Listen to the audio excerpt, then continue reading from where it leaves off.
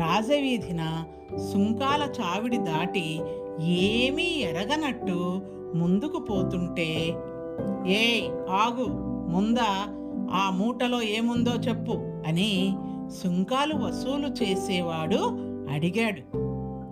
నాంచారయ్య మూట దించి చింతపండండి అన్నాడు.